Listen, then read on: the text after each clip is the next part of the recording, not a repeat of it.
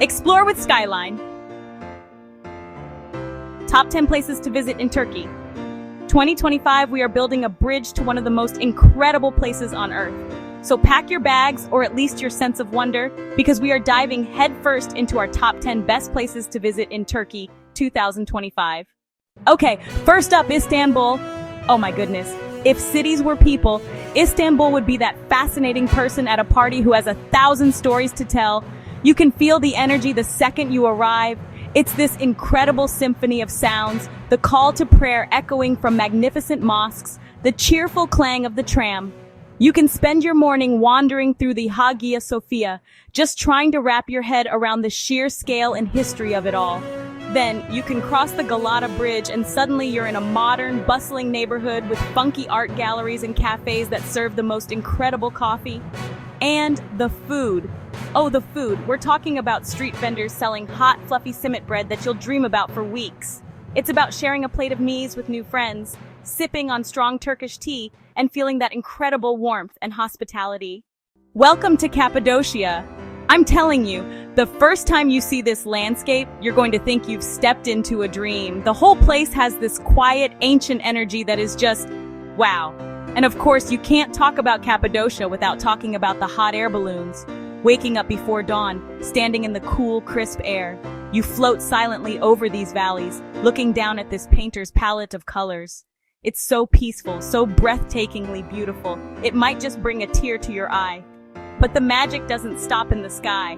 People have been living here for thousands of years, carving their homes, their churches, and even entire cities into the soft volcanic rock.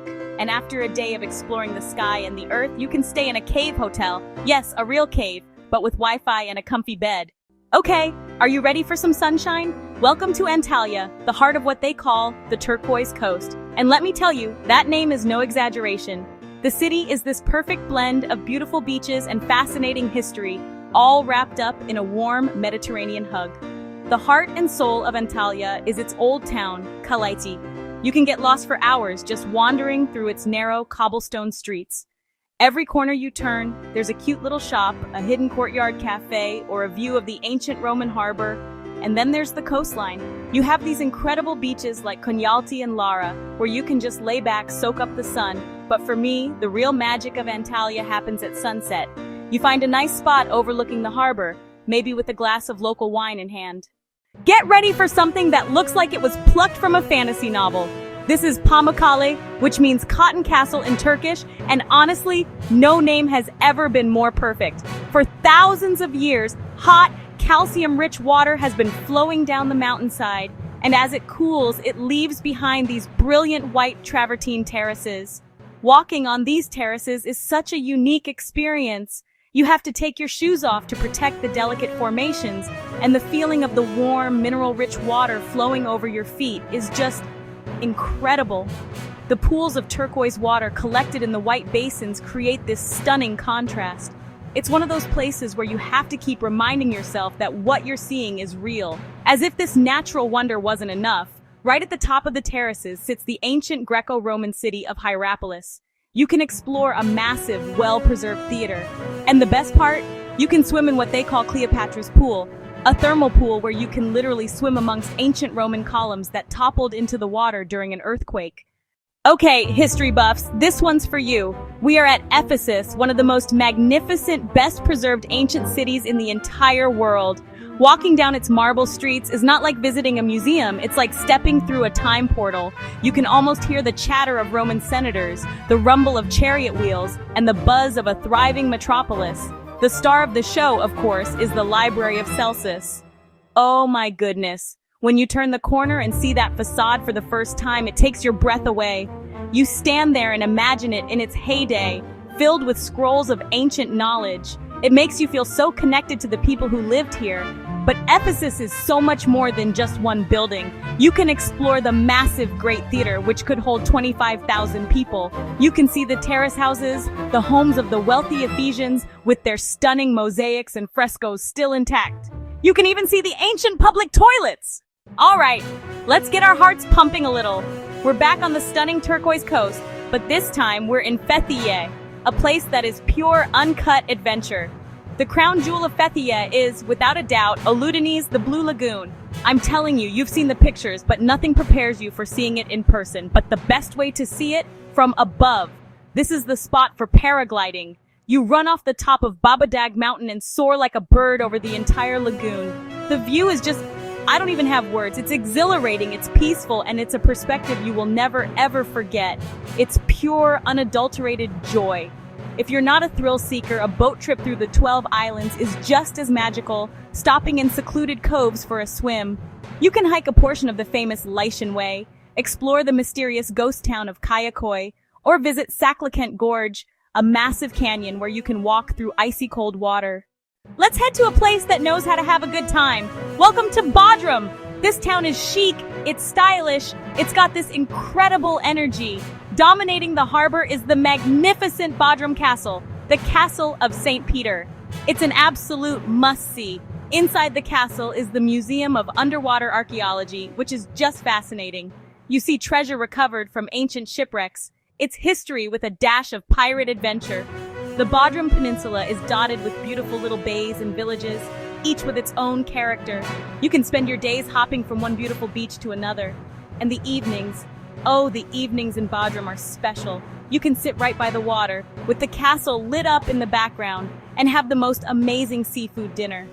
Bodrum has this wonderful balance. It's a place where you can explore ancient history during the day and then dance the night away under the stars.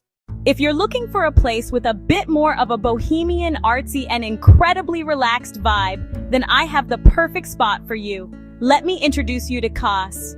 The streets are lined with lovely little boutiques, art galleries, and cozy cafes with comfortable cushions scattered outside. The real treasure of Kos, however, is what lies beneath the water. This is one of Turkey's absolute best spots for scuba diving and snorkeling. Just a short boat ride from the shore, you can dive to see a sunken plane wreck or explore the underwater ruins of the ancient city of Kakova, which was submerged by an earthquake centuries ago. Back on dry land, the town itself is just a delight to explore. It's built around the remains of ancient Antiphelos, and you can find history tucked away everywhere, like a small, beautifully preserved Hellenistic theater that offers the most incredible sunset views over the sea. It's these little discoveries that make walking around Kos so special.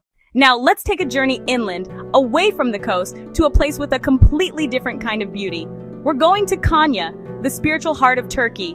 It was the home of the 13th century poet and philosopher Rumi, one of the world's most beloved mystics.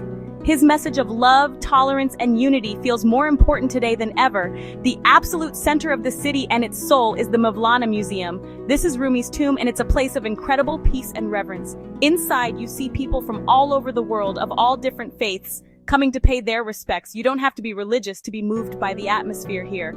Of course, Konya is famous as the home of the whirling dervishes. The Sema ceremony is a form of active meditation, a spiritual journey that is just mesmerizing to witness. Watching the dervishes spin, with one hand reaching towards the heavens and the other towards the earth, is a beautiful hypnotic experience. For our final destination, we are going to the very edge of Turkey, to a place of legend, of immense scale, and of epic adventure. We are going to Mount Ararat. This is not just a mountain, it is an icon. A massive snow-capped volcano that stands majestically on the plains of eastern Anatolia. It's the legendary resting place of Noah's Ark. This is a destination for the true adventurer, the trekker, the one who wants a challenge that rewards them with views and experiences that few people ever get to have. The real reward comes on summit day. You start in the middle of the night, climbing under a blanket of 1,000,000 stars, and then you're there, standing on the summit, the highest point in Turkey, with the world stretching out beneath you. Visiting this region is about more than just the mountain. You can visit the stunning Ishak Pasha Palace, a fairy tale-like castle clinging to a mountainside. Wow, what a journey! From the bustling streets of Istanbul to the legendary peak of Mount Ararat, Turkey is just everything. It's a country that fills you up. It fills your eyes with beauty. It fills your stomach with incredible food, and most importantly, it fills your heart with warmth. The real magic of Turkey, the thing I'll remember most, is the people, the smiles, the invitations for tea, the genuine hospitality that makes you feel less like a tourist and more like a long-lost friend coming home. Travel is about making the world a little smaller, a little friendlier, one meal, one conversation, one smile at a time. So I hope this has inspired you. I hope it's made you hungry not just for baklava and kebabs, but hungry for adventure, for connection, and for seeing this incredible country for yourself. Thank you for coming along with me. Until our next adventure, remember to be nice to people and always, always try the local specialty. Remember to like, comment, and subscribe.